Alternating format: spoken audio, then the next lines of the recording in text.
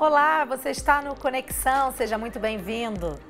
A terceira versão da Base Nacional Comum Curricular torna obrigatório o ensino de inglês a partir do 6º ano do ensino fundamental. Até então, o texto deixava a escolha do idioma estrangeiro para cada comunidade escolar, de acordo com as realidades locais, como região de fronteira ou histórico de imigração, por exemplo. A implementação do inglês nos currículos, por exemplo. Para conversar com a gente sobre esse assunto, eu recebo a Ana Gurgel, que é diretora pedagógica do Twice. Bem-vinda, Ana, é um prazer conversar com você. Tudo bom? Tudo bem. Ana, a definição de inglês como obrigatório na Base Nacional Comum Curricular, na sua opinião, ela foi amplamente discutida com professores e também com a sociedade? Foi. E ainda está sendo. A gente tem esse documento ainda sendo construído. E quando a gente pensa num documento desse porte, a gente vai sempre pensar nos desdobramentos dele. Então, a cautela vem sempre em cima desse como isso desdobra, né? E, efetivamente, a gente vai estar falando da formação continuada do professor. Sim. Quem é esse professor? Como é que ele vai ser treinado? De que forma? Como ele vai ser habilitado para esse ensino da segunda língua, no caso, a língua inglesa. Então, como que vai ser esse formato nas escolas? As escolas vão ter recursos para isso? São muitas questões que envolvem a aplicação. São muitas questões que envolvem. Agora, você tocou na questão da formação continuada de professores, né? Na sua opinião, as universidades, né? Os cursos de letras, então, para quem estuda o inglês e o português, eles têm formado professores suficientes para atender, então, as mais de 180 mil escolas do país? Não. Por que não? Porque hoje a carreira, ser professor hoje, são poucas pessoas que olham para um cenário, né, no nosso país e optam por essa carreira. Então, a gente vai estar torcendo para que cada vez mais a gente tenha pessoas que têm esse desejo, motivadas para que efetivamente possam se tornar multiplicadores de culturas, no caso da língua. Mas as pessoas, a formação delas fica bastante complicada porque elas vêm muitas vezes sem o conhecimento próprio da língua. Sim. Então, a gente entende que esse conhecimento da língua ele se torna muito necessário para que esse candidato se torne um bom professor. Seria uma questão da prática também em relação a essa... Da prática, da língua. A fluência também. Porque a gente tem que pensar, a gente está falando não só nos grandes centros, a gente está falando no interior do nosso grande Brasil. Então, como que a gente vai treinar esses professores, porque a base, ela muda no sentido de que o aluno do 6º ao 9º ano, ele tem que ter essa língua estrangeira, que até então era língua estrangeira, agora a gente está falando da língua inglesa. E ela tem um tom bastante parecido com o que a gente pratica, o que a gente chama de ESL, English as a Second Language.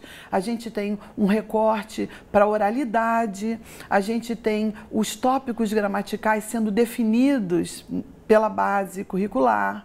Então, no 6º ano, por exemplo, o aluno vai ter que estudar determinado tempo verbal, tantas e tantas preposições, ela amarra de uma maneira que até hoje era feito de uma maneira bastante solta, tranquila, sem esse compromisso com a oralidade. E essas mudanças, né? Você já citou então a questão da dificuldade, por exemplo, de escolas localizadas mais no interior do Brasil, sim, em relação aos grandes centros, uma certa desigualdade, de repente, em relação à qualidade do ensino. Mas, na sua opinião, ter o inglês como uma língua estrangeira obrigatória foi uma importante mudança? Muito! Porque a gente tem que habilitar os nossos alunos para que eles sejam cidadãos globalizados, né? O mundo exige essa língua. A gente, em breve, vai estar falando de uma terceira língua. A gente vai pensar nos países da América do Sul, vamos citar a Argentina, onde todas as escolas públicas são bilíngues.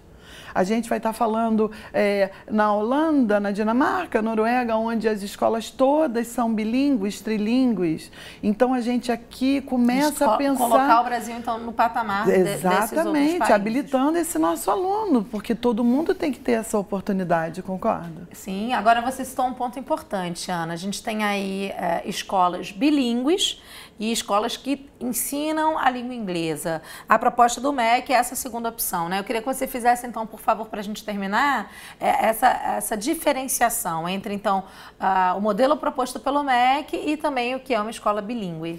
O modelo proposto pelo MEC, então, é que as escolas ofereçam no Fundamental 2 o ensino da língua inglesa. A partir do Fundamental 2? Do 6º ao 9º ano. E a escola bilíngue, que a gente está falando aí de 30 anos de escolas bilíngues começando em São Paulo, a gente está falando de escolas nacionais, trabalhando com currículo nacional, que no seu contraturno oferece um currículo na língua inglesa. Essa escola é toda regimentada pelo MEC, mas ela tem essa possibilidade de dar ao aluno esse currículo revisitado numa outra língua. E essa movimentação acontece na medida que os pais precisam cada vez mais que os filhos fiquem maior tempo nas escolas.